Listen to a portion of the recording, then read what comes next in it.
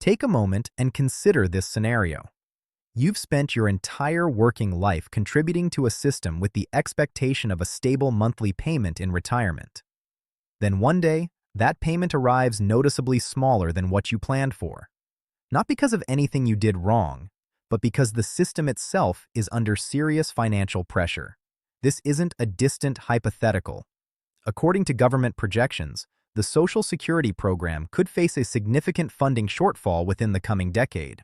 And if legislative action isn't taken, millions of Americans could see their monthly benefits reduced. But here's what most people aren't aware of. There are already changes quietly unfolding right now that could affect how much you receive. I'm Zane, and here at Senior Security Updates, our mission is always the same. Break this down in plain language so you understand exactly what's happening and what you can do about it. Today, we're going over the real state of Social Security, what experts are concerned about, and the concrete steps you can take right now to protect the benefits you spent your working life earning. And stay with me through the end, because the last point I cover may be the single most important action you can take to safeguard your retirement security. Why Senior Security Updates exists. Before we get into the details, I want to say this directly. If you care about Social Security, retirement income, Medicare, government benefit programs, and the policy changes that affect your financial future, Senior Security Updates was built for you. Every video we produce is designed to translate complicated government announcements and financial updates into clear, straightforward information. No confusing bureaucratic language, no unnecessary alarm. Just honest, useful content that helps you understand what's happening with your money. In upcoming videos, Zane and the Senior Security Updates team will be covering topics including new Social Security rule changes, what future COLA increases actually mean for your budget, benefit reductions that many retirees never notice, and significant retirement policy developments on the horizon. If you want to stay ahead of changes that could affect your benefits, subscribing to Senior Security Updates is one of the simplest steps you can take. What Social Security actually is. Let's start at the foundation, because understanding how the system works makes everything else much clearer. Social Security was established in 1935 as a commitment from the federal government to American workers. The concept was straightforward. While you're employed, a portion of each paycheck is directed into a shared fund. Your employer contributes an equal amount. Over time, that fund accumulates. When you retire, become disabled, or in the event of your death, your surviving family members become eligible for monthly payments drawn from those contributions. That's the core of Social Security. It isn't a government handout. It's a program you paid into with every paycheck you ever received. When people discuss reducing Social Security benefits, what they're really discussing is returning less of your own money to you than what was originally promised. The funding shortfall. What the numbers actually show. Here's where the situation becomes genuinely concerning. The Social Security Trust Fund, the reserve that helps cover monthly benefit payments, is under growing financial pressure.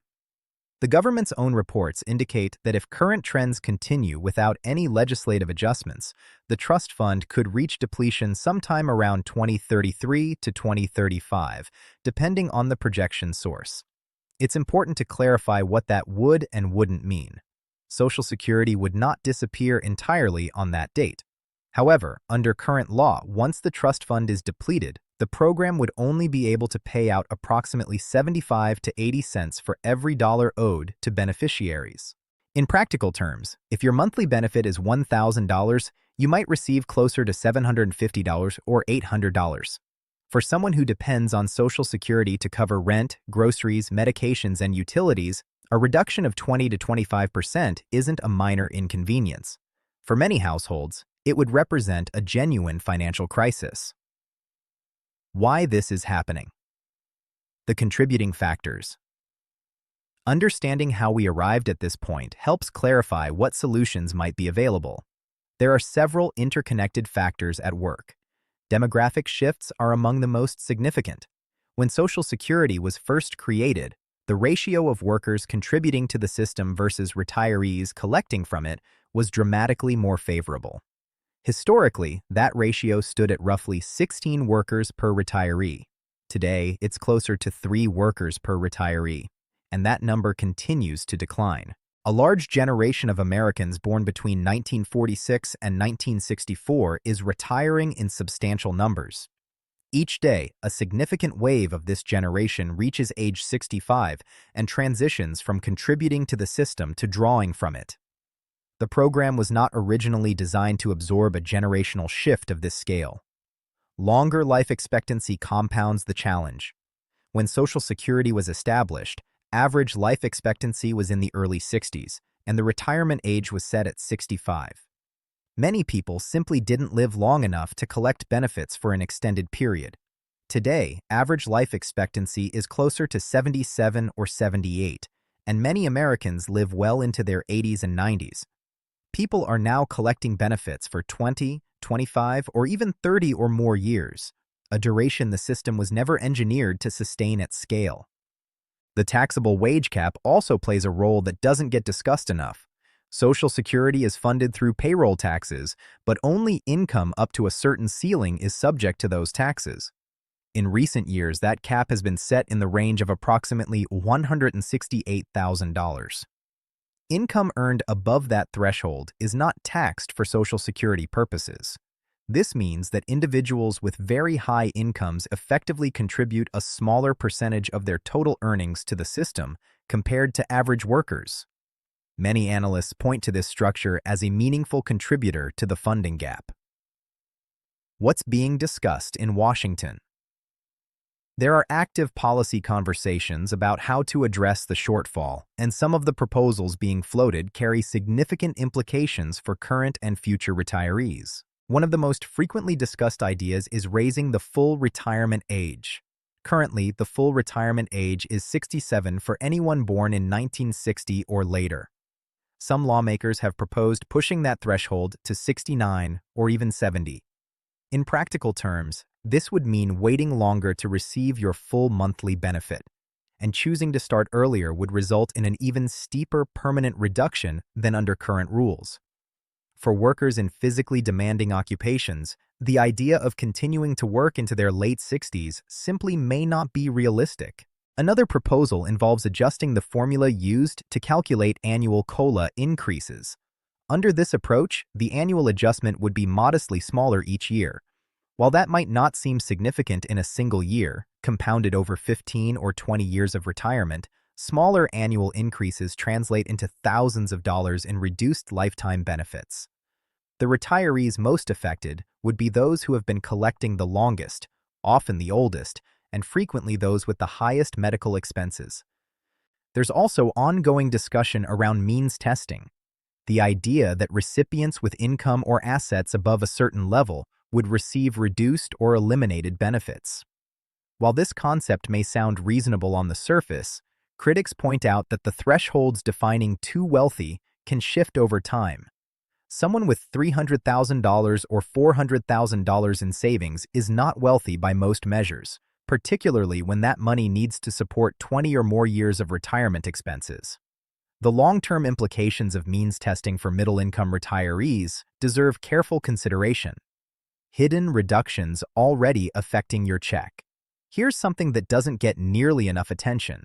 There are already mechanisms quietly reducing the real value of Social Security benefits for millions of Americans, without any official announcement of a cut. The most significant is the Medicare Part B premium. For most recipients enrolled in Medicare, the monthly premium for Part B coverage is automatically deducted from their Social Security payment before it's deposited. These premiums have increased year over year, and the increases have frequently outpaced the COLA adjustments applied to benefits. The result, even when your benefit goes up on paper, a substantial portion, sometimes all, of that increase is absorbed by higher Medicare deductions. Your actual take-home amount may stay flat or even decline. The second hidden reduction involves taxation of benefits. Many recipients are surprised to learn that depending on their total income, up to 85% of their Social Security benefits may be subject to federal income tax. The income thresholds that determine when benefits become taxable were established in 1984 and have never been indexed to inflation. When those thresholds were set, they applied to a relatively small number of higher income retirees. Over the decades, as wages and prices have risen, far more middle-income retirees have gradually crossed those thresholds and found themselves paying taxes on benefits they once received tax-free. This is sometimes described as bracket creep, and its effect is a slow, quiet erosion of the real value of benefits over time. Staffing reductions at the Social Security Administration. There's another development worth understanding. The Social Security Administration itself has faced ongoing staffing challenges. Office closures, budget reductions, and unfilled positions have contributed to longer phone wait times, processing backlogs, and reduced in-person availability. For most people, this might seem like a minor inconvenience. But for someone who has an error in their account, needs to appeal a decision, or is trying to apply for benefits for the first time, these delays can have real financial consequences. Some individuals have experienced benefit delays lasting months. Others have been underpaid for extended periods without anyone flagging the discrepancy. The populations most affected by these service gaps are often the most vulnerable. Elderly individuals who aren't comfortable using online systems, people with disabilities who face barriers to in-person visits, and lower-income retirees who don't have the resources to hire professional help navigating the system. Steps you can take. Right now, let's shift from the challenges to what you can actually do. Here at Senior Security Updates, we always want to leave you with actionable information. First, review your Social Security record. Visit SSA.gov and set up your My Social Security account if you haven't already. Once logged in, you can review your estimated benefit amount and, critically, your earnings history. If any year shows incorrect or missing earnings, that could be quietly reducing your benefit. Errors can be corrected, but only if you identify them and report them. Don't assume the record is accurate without checking. Second, build supplemental savings where possible. This is easier said than done given current living costs, but even modest contributions made consistently over time can provide a meaningful financial cushion if benefits are eventually reduced. If your employer offers a retirement savings plan with any matching contribution, contributing at least enough to capture that match is generally advisable. It represents additional compensation you'd otherwise leave uncollected. If no employer plan is available, an individual retirement account may be worth exploring. Note: this is general educational information and does not constitute financial advice. Please consult a qualified financial professional for guidance specific to your situation. Third, think carefully about when to claim. The timing of when you begin collecting Social Security is one of the most consequential financial decisions of retirement. Claiming at 62 results in a permanent reduction of as much as 30% compared to waiting until full retirement age. Conversely, for each year you delay beyond full retirement age, up to age 70, your benefit grows by approximately 8% annually through delayed retirement credits. For someone in good health with the financial flexibility to wait, the long-term advantage of delaying can be substantial. Fourth, stay engaged with the policy process. Social Security reform requires political action, and elected officials are more responsive when they hear directly from constituents. Contact your senators and House representatives. Let them know that the long-term stability of Social Security matters to you and that you're paying attention to how they vote on related legislation. Collective constituent engagement has historically influenced policy outcomes. Fifth, protect yourself from scams. Anytime there is news about Social Security changes, fraudulent actors look for opportunities to exploit public concern. If you receive a phone call from someone claiming to represent the Social Security Administration and demanding your personal information, threatening benefit suspension, or asking for payment through unconventional means, hang up. The real Social Security Administration does not operate this way. They will not threaten you over the phone, ask for gift cards or wire transfers, or demand immediate payment to protect your account. If you ever have a question about your benefits, contact the SSA directly by calling 1-800-772-1213 or visiting the official website at SSA.gov. The bigger picture. Let's step back for a moment and look at what Social Security actually represents in the lives of ordinary Americans. Approximately 67 million people receive Social Security benefits each month. For roughly half of all seniors, Social Security provides at least 50% of their total household income. For approximately 1 in 4 seniors, it provides 90% or more. Research has consistently shown that without Social Security, the poverty rate among Americans 65 and older would increase dramatically, with estimates suggesting that nearly 40% of elderly Americans would fall below the poverty line without these payments. Social Security isn't an abstract government program. It is the primary economic foundation keeping tens of millions of older Americans financially stable. It's also worth noting that Social Security serves populations beyond retirees. Approximately 7.5 million disabled workers receive Social Security disability insurance benefits. Millions more family members receive survivor benefits following the death of a contributing worker. Any reduction in benefits would affect all of these individuals, not only those in retirement. Is Social Security going broke? This framing comes up often, and it deserves a direct response. No, Social Security is not going bankrupt.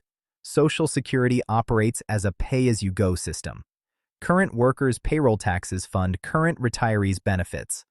Even if the trust fund were fully depleted, incoming payroll tax revenue would still be sufficient to cover approximately 75 to 80% of promised benefits. The program wouldn't go to zero. It would face a shortfall requiring a reduction, which is serious but very different from collapse. More importantly, this problem is solvable. A range of policy options exist that could close the funding gap with various combinations of adjustments. Raising or eliminating the cap on taxable earnings would have a significant impact. A modest increase in the payroll tax rate would generate substantial additional revenue. Other proposals include adjusting benefit formulas, exploring different investment strategies for trust fund reserves, or incentivizing workforce participation among younger demographics. The challenge is not mathematical, it's political. Reaching legislative agreement and implementing solutions requires sustained political will, and unfortunately, meaningful action has been repeatedly deferred while the funding gap continues to grow. The longer substantive reform is delayed, the more difficult and disruptive the eventual adjustments will need to be. Closing thoughts from Zane at Senior Security Updates. Here's the honest bottom line. Don't panic, but don't be passive either. The pressures facing Social Security are real and documented, but they are not inevitable. The program has been adjusted and strengthened before, and it can be again, if there is sufficient political motivation to act. What you can do right now is review your Social Security earnings record, think through your claiming strategy, build additional savings where your circumstances allow, stay informed about policy developments, and hold your elected representatives accountable. This is your money. You contributed to this system throughout your working life. You earned these benefits, and you deserve to receive what you were promised. Here at Senior Security Updates, Zane and the team are committed to making sure you have the information you need to protect your financial future, clearly, honestly, and without the noise. If this video helped you understand the situation more clearly, please share it with someone you care about, especially anyone who is retired or approaching retirement. And if you haven't subscribed to Senior Security Updates yet, now is a great time to do that so you don't miss future updates on this and other important topics. This video is intended for informational and educational purposes only. It does not constitute financial, legal, or tax advice. Please verify information through official sources and consult a qualified professional for guidance specific to your personal situation. Thanks for watching. Stay informed, stay protected, and we'll see you in the next one, right here on Senior Security Updates.